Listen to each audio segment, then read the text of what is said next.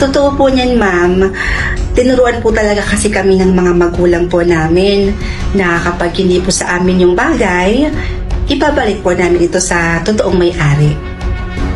Ang swerte talaga ng mga magulang nyo sa inyo.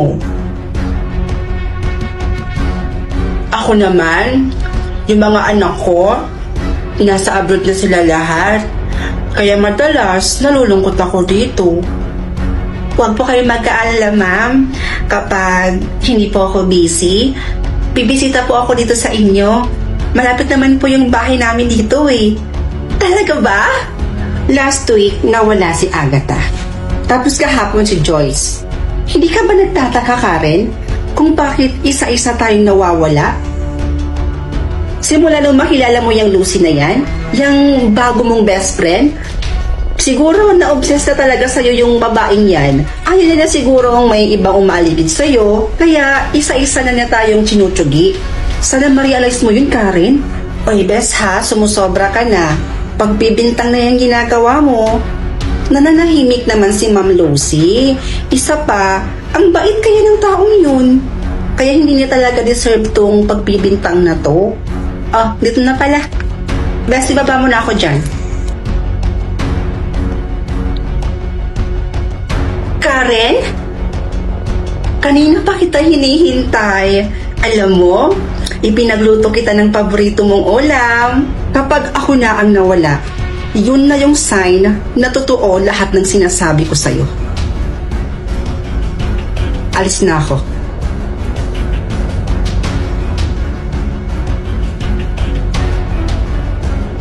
Nakakaselos kapag may kaibigan kang iba.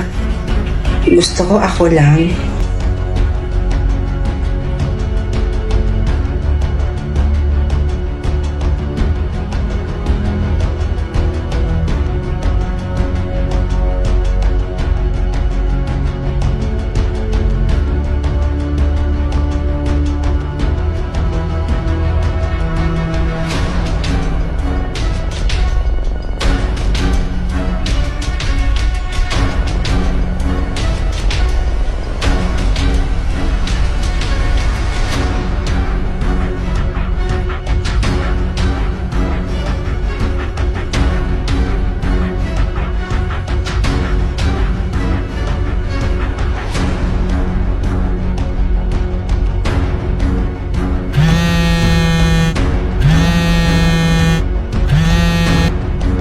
Hello po, tita?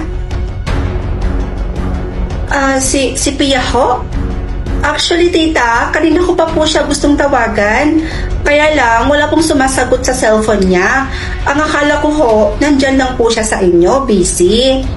Magkasama nga po kami ni Pia, pero nung isang araw pa po, nung nagpahatid po ako sa kanya.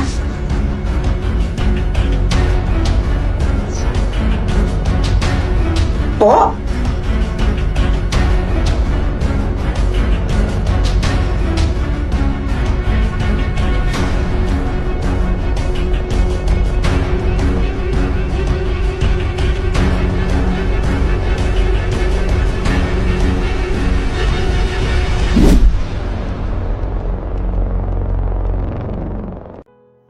Love, anong gagawin mo if one day bigla akong mawala?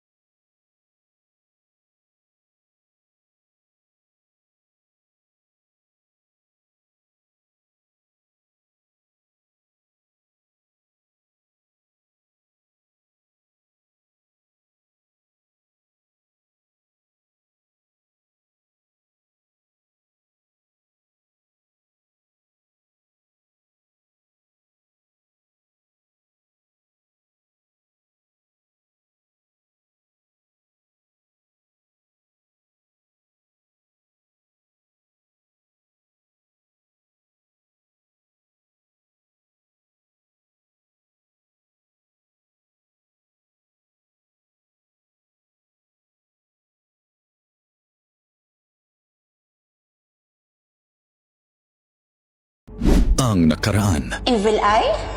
Yung may plano ka sa buhay, tapos bigla na lang hindi natutuloy?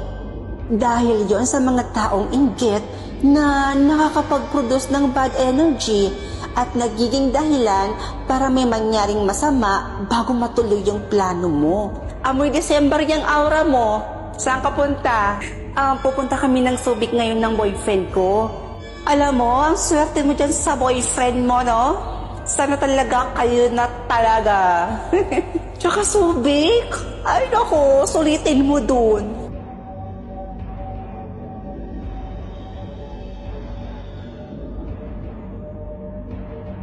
Diyos ko na skincare.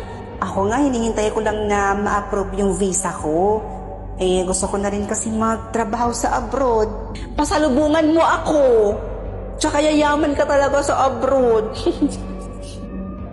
Kakatawag lang nila ngayon. Malabo pang araw na ma-approve yung visa mo. Ano ba naman yan? Bad news na naman?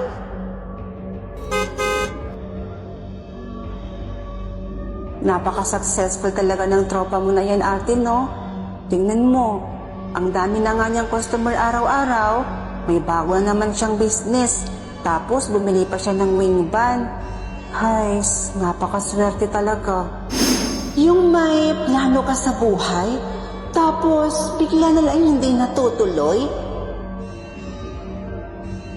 Effective ba yung evil eye pangontra mo?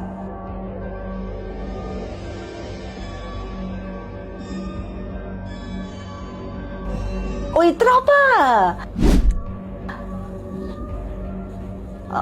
Wow ha! Mukhang tuloy na yung Subic ah.